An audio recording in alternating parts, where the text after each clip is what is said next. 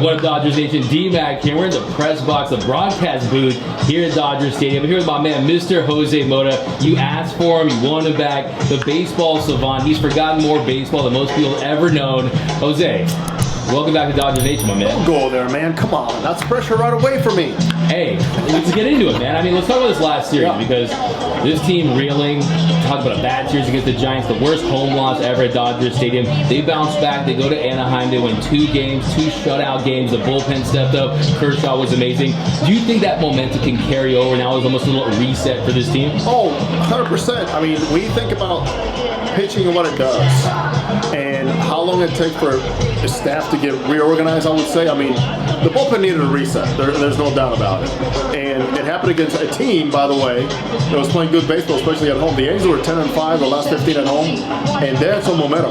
Tony's obviously, super hot. Trout is just coming around. But what I love the most is the fact that it seems like, by design, when the Dodgers need somebody on the mound to put a stuff to the bleeding, it's Clayton Kershaw.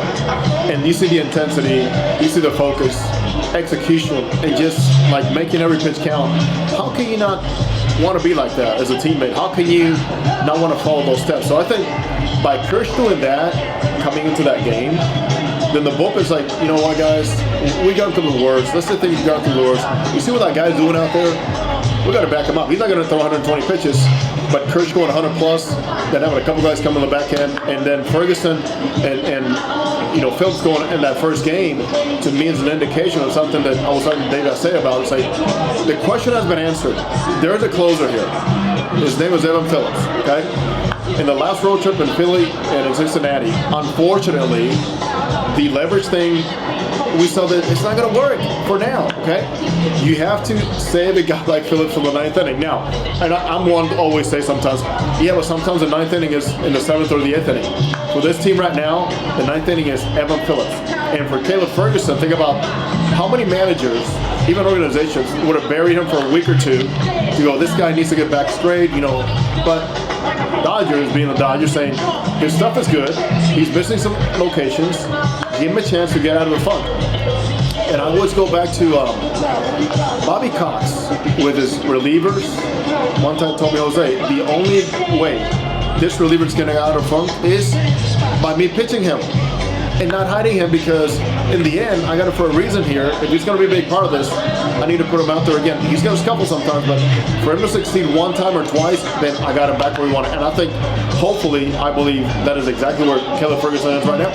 Yeah, and I'm glad you brought that up. Clayton Kershaw, anytime this team needs a stopper, he's been that guy. We're 400 starts later, he's still the best pitcher on the Dodgers. I think he should be the starter in the All-Star game in Seattle. I'll digress on that one, but to go back to your point about the bullpen as far as just building off of Kershaw, is it contagious? Because we heard about the fact that the bullpen had a team meeting, and then, of course, they've been one of the least productive. Outside of Evan Phillips, more downs and ups for this bullpen this year, but then 14 consecutive scoreless innings. Do you think that this is something they can build upon, and maybe, hey, they don't need to go external as much as we thought, they just need to pitch to their capabilities, and also just how they were attacking hitters? Was there anything different that you saw, Jose? Attacking hitters, game number 2, Angel Stadium. Go back and look how many fastballs inside were thrown. Yeah, exactly. You know what? And I was paying attention to that because I'm going, okay, and I'm working out to the game with Fernando, and I said, Fernando, I see a lot of guys on their heels right now on a bullpen game started by Granderol. Granderol usually doesn't pitch inside a whole lot, which is, to me, why sometimes his slider and cutter are not as effective. And I'm going, there's some guys on their heels right now. Drury, Trout, even the left-handed hitters like Ohtani and Welsh, and I'm going, that's a good sign. But the great thing was that it didn't end with Granderol. Then came Gonzalez, and then came the next guy, and then I'm going, that is perhaps, maybe that was talked about, maybe it's not by design, but I'm knowing one thing right now is there's a lot of fastballs being thrown, and the Angels hitters looking for fastballs are not getting to it, all because the fastball inside sends a message, puts you on your heels, and then that mediocre fastball that you miss with, or a slider, is not as hittable anymore because you're backing off a little bit more, so your eyes are moving off. When you're aggressive, you're not pitching inside, and I'm hitting, right? You throw fastballs that I know you're not going to repeat inside on, I can sit middle away and get to that slider or get to a good fastball. When you start throwing inside and you just put that down in my mind, I'm like, well, I don't know if he's going to repeat here. Then that slider I can't reach again anymore, or that good fastball. So I saw that in that second game, and I think if whatever was talked about and I know the ground rules guy that kind of took the bull by the horns going, guys, let's talk about this. Guys need to hear each other, because sometimes you're feeding off him going, hey, that's what I'm doing.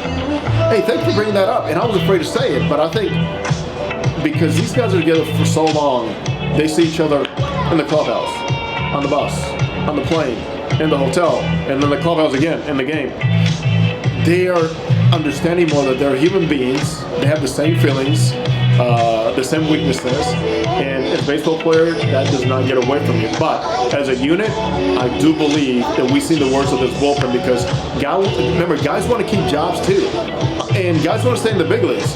And they know there's a day coming up in which they don't want to be the odd man out saying, I lost my job because of the clock or because I wasn't able to hold runners, and that's where we are right now, I think. Yeah, and that was the Dodgers that we know and love, right? A bullpen owning both sides of the plate. You saw them attacking hitters. Caleb Ferguson getting his confidence back. How about Alex Vesia getting Ohtani, getting Stroud? I mean, this is a guy that maybe there was just beneath his competition the first couple of months. He needed to step his game up. But yeah, I definitely think it was refreshing to see that bullpen did do what they did against the Angels. But one thing I want to ask you too was, you got Daniel Hudson coming back. I mean, he's on his way back. We could see him in the road trip, Colorado, the Royals. Do you expect him to just go right into that closer's role? Because last year is a guy on pace to have one of his best years. Strikeout rate over 30%, walk rate 5% range.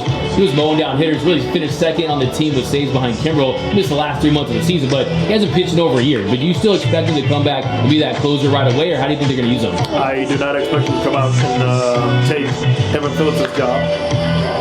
I think he's going to be a guy that you're going to have to go to in high-pressure situations, high-leverage situations.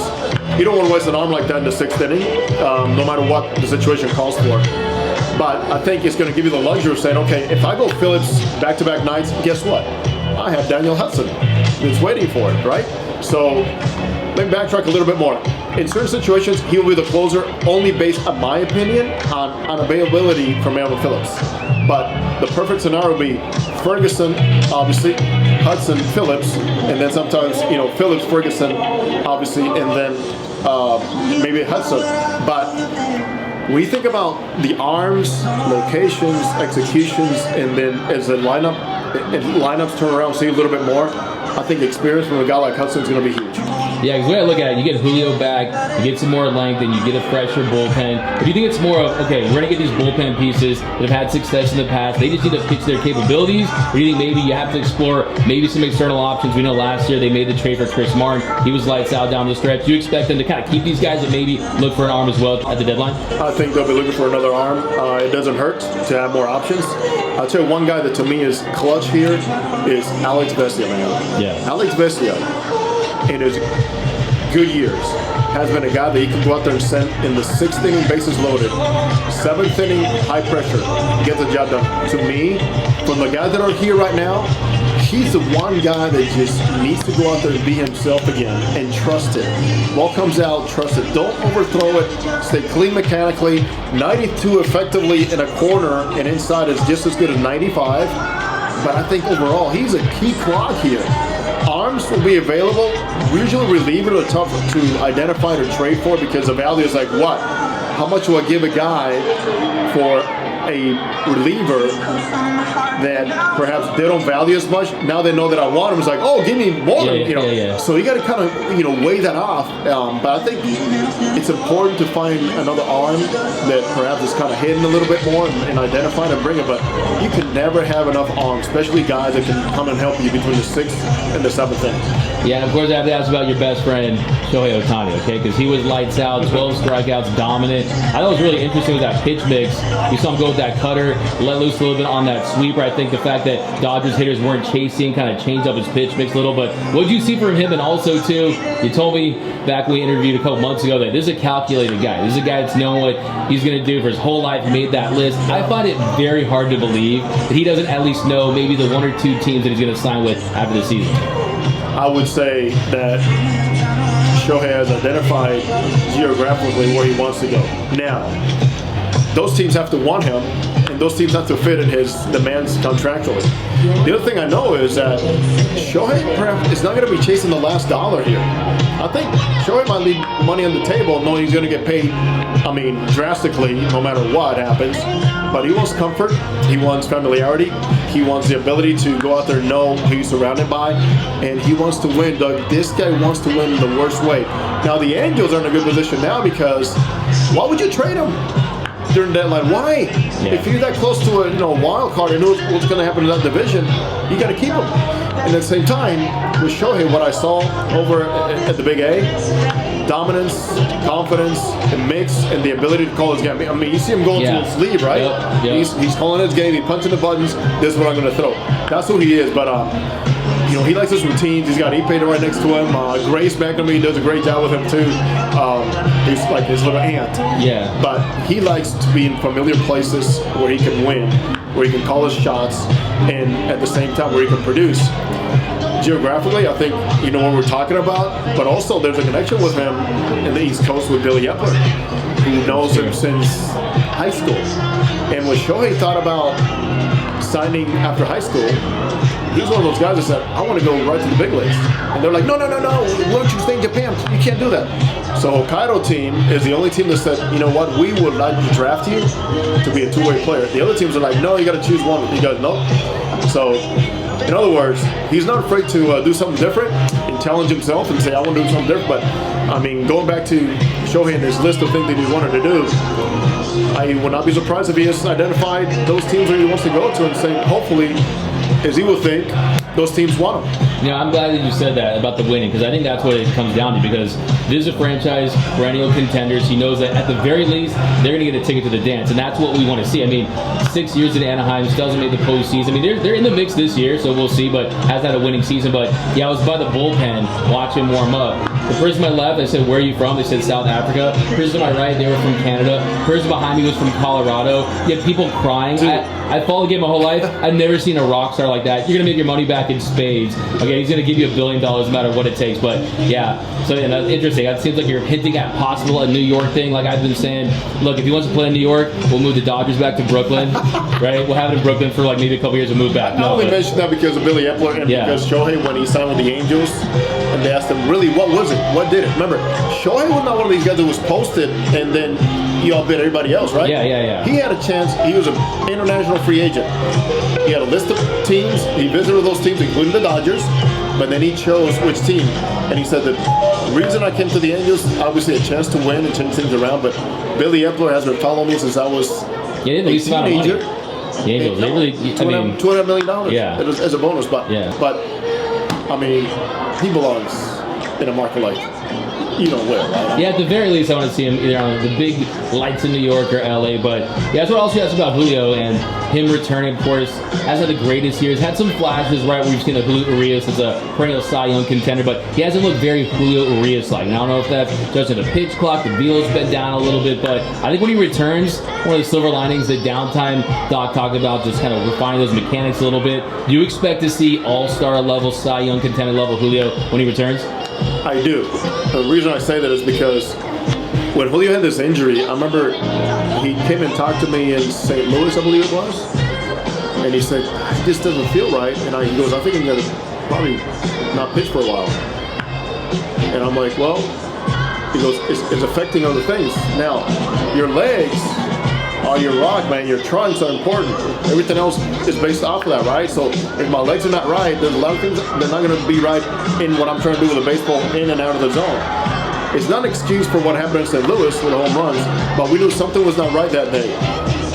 And I know Julio probably could have pitched, say, a week ago, but I'm glad he's taking his time because it's like, when I come back, I know the responsibility I have with this team and with these fans, and I owe it to them to come back and stay and have a long season ahead of me, including October. So when he comes back, I wouldn't look so much at velocity, but I'm going to look at intensity, purpose of pitching, sequencing, and velocity eventually is going to catch up. But I'm glad he's taking his time because they need the Julio Urias that we know has been so dominant for 2.5 years.